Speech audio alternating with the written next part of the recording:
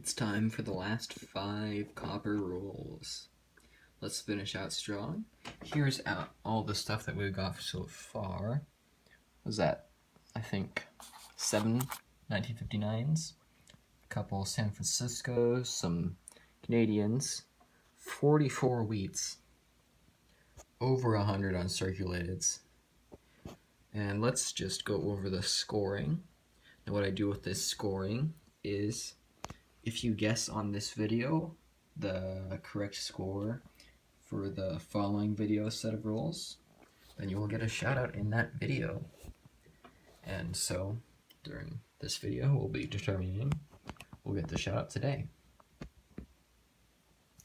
So starting with these 5 rolls, let's see if we can't make 50 wheats with these alone. Because that would be really cool if I can manage 50 wheats in 20 rolls.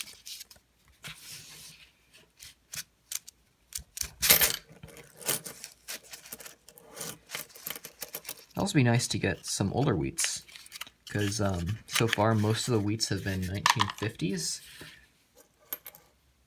Well, there's been some 1940s. There's been one 1927 wheat.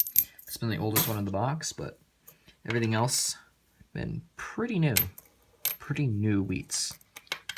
Mostly the modern wheats. So we're at 2 wheats for this roll. I'm going to be putting all these uncirculated coins off over here. And I will be brushing off anything that I don't consider good enough just straight off the table into the box that I have on my lap. Just a big cardboard box I used to contain all these pennies. And there's some back-to-back wheats right here. There's 2 of them. Stack them up. We're at 4 wheats already for this one roll. That's been the story of this box so far, or at least these sets of rolls. They've been all copper, except for a few mysterious coins. I believe the newest one was 2006. There's also been a 92 and like an 82. Oh, that's a really nice 68. Also, mysteriously, there has not been anything older than 1968 that has been uncirculated. There's been some close ones. For example, the 65 is quite nice, but it's not good enough.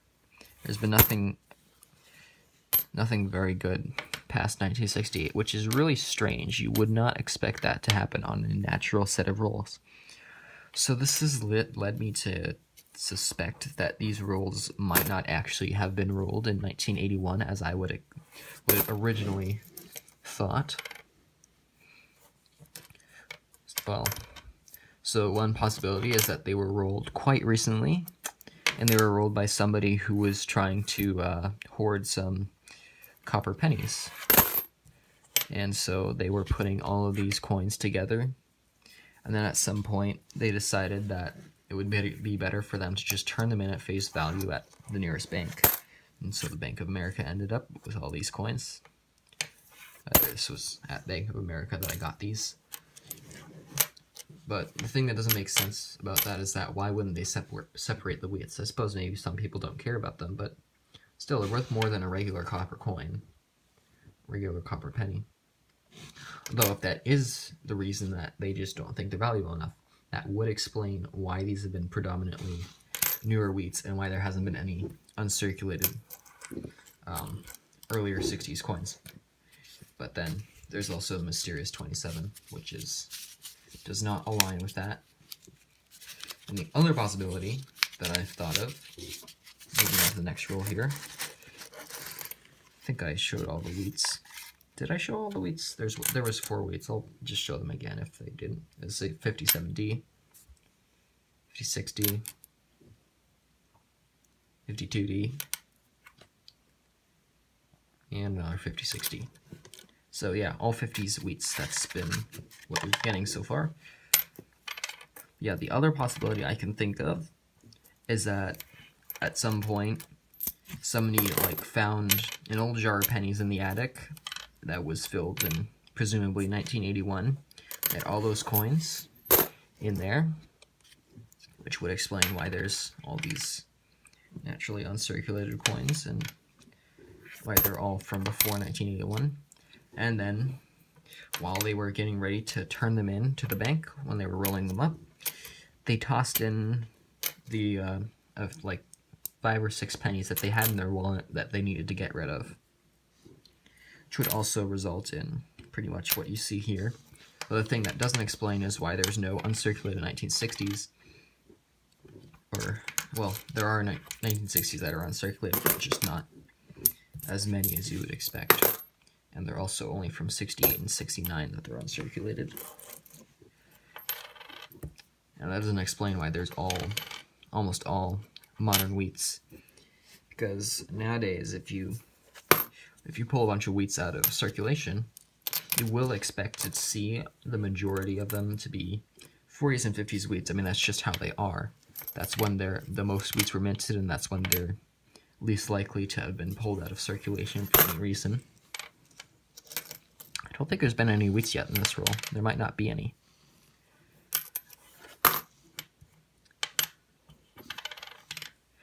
But like, you would assume that back a while ago there would have been more earlier wheats in them, and that the ratios of them would be pretty much the same. So, don't really know what's going on with that. It's a bit strange. But I can't complain because, I mean, these rolls have been nothing but good to me. Here's a really nice toned one. Some of these have really nice orange toning, which would also be attributable to like the old coin jar explanation, because that would result in interesting patterns. You can see, check out the 74. You have patterns on it like there was a coin sitting on top of it, which I think right now that the correct explanation is that it's the old coin jar and somebody just tossed in a bit of change so as either to make sure there was actually the right number of pennies to fit in an even number of rolls, or because they just wanted to get rid of their change. Either one works. This looks like a better roll. I see some wheats.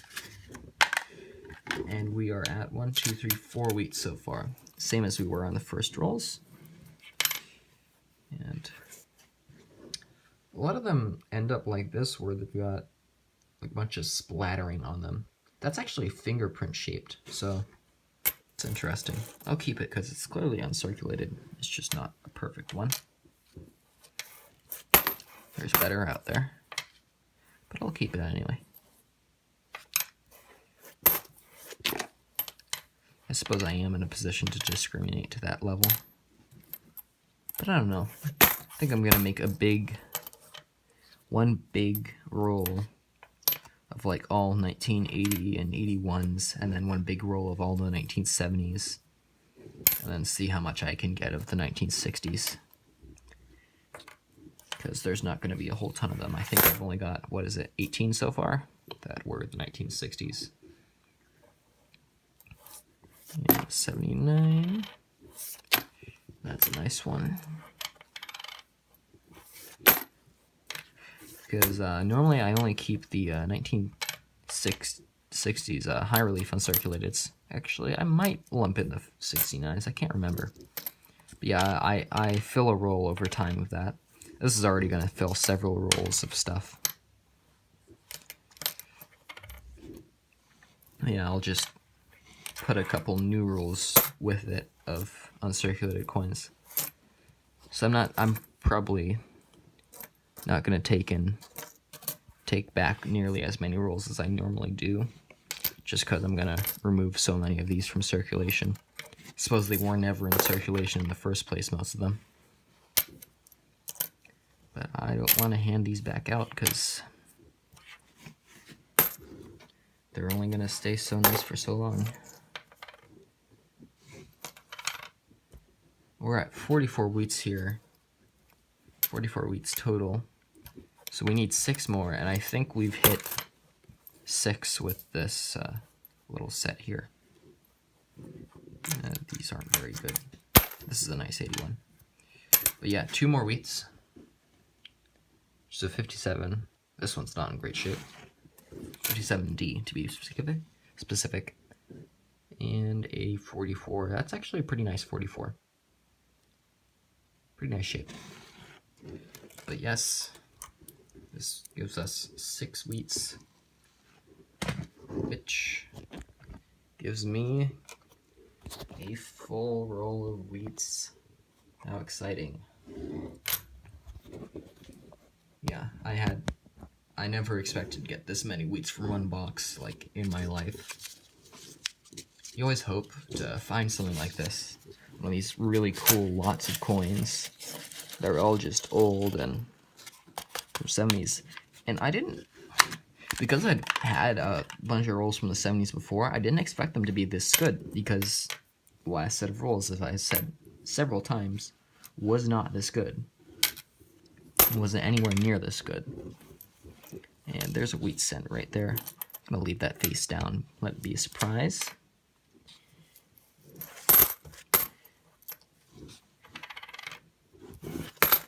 That's a really nice 1970. And a 73. Beautiful. And this is not a nice 64 at all. You go from the good straight to the bad. And there's also the mid-range ones, the ones that are pretty much the same as what you'd see in circulation today.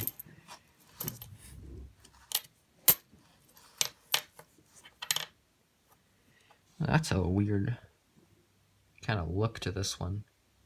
It's almost like it's got burnt or something. Doesn't make sense.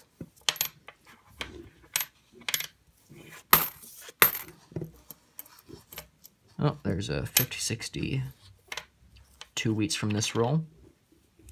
So it looks like these last 5 rolls are not going to contain nearly as many wheats as the first few rolls did.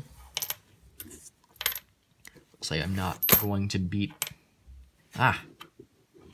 Here's another weird one. A 1993. I think that brings us to 6 or something from this box. Random zinc pennies. It just doesn't make any sense. It's the weirdest thing. I proposed explanations, but I don't know. They just don't make sense to me either. So yeah, 2 wheats from this roll. That brings us to 8 wheats for this set of 5 rolls. And if I want to tie the best set so far, which was the rolls 5 to 10, those contain 16 wheats, so I'm going to need 8 more in this roll if I want to beat that, or if I want to tie that, really. Yeah, that's probably not going to happen, although there was that one roll that was 7 wheats. If I can get 8 wheats from this, I'm going to be a happy camper. If I don't get 8 wheats from this, I'm still going to be a happy camper, because this is just a phenomenal box. And I see a wheat. I don't think there's 7 in here. We will see, though. So these are all no good. There's another King George. I found this in the first roll. Whoops. I found a 1942 King George in the first roll I opened from this box. Here. It's right here. 1942.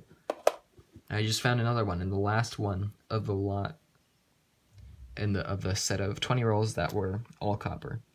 That's really cool. It's the coolest thing. And I see another Canadian in there, back in there. So we'll see if that's a King George as well.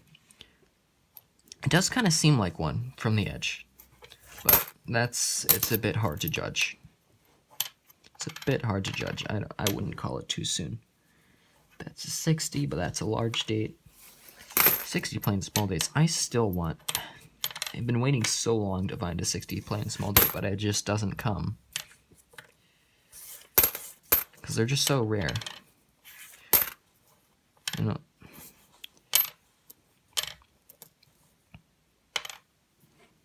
Someday I'll find one. You know, I kind of hoped with these rolls that I would have a shot at finding an Indian head at long last, but that's too late for that now. Like, I thought to myself when I realized what these were, if I'm going to get an Indian head, these are the rolls that are going to do it. But, unfortunately, that's not the case. Like, I didn't even get many old wheats. Alright, here's the Canadian. Just a 64. But I'll take a 64 any day. 64 is nice. I already put that King George away. So there's the wheat. And here's another wheat, which is a 46, came out facing that way. So it looks like there's going to be 2 wheats from this roll. So overall, a pretty uneventful last few rolls. Well, I mean, if you can call an average of over a wheat per roll uneventful. Actually, 2 wheats per roll, pretty much exact. Because I got 4 in one roll, 0 in the next, and then 2 in all the rest. So, that leaves us with an even 10 wheats for the last set of rolls. I had already put these up, but here's a 46, and I did not see what this one was, so let's look at it. And it's a 50-70. Of course it is. 50-60, 40, 44, 50-70, 50-60, 52D, 50-60, 50-70. That's 10 wheats. I've had boxes that have less than that, and I've done it in 5 rolls. So these 20 rolls have been so good to me, and I'm sad that I don't have any more to open like that. But it has to come to an end. So I will see you in a minute when I've calculated the score for these rolls. And yeah. Alright guys, here's the final score for the 16 through 20 rolls, which is, well, let's see, 24. 24 again. Second time, it's 24. And nobody has guessed that correctly, so nobody gets a shout out here. And so far, the box has already hit 131 points, and what is it, 54 wheats, I think? So these 20 rolls have just been incredible, and like, I wish I had an entire box of them, because that would just be so amazing. So, thanks for watching, and I'll see you next time. Bye.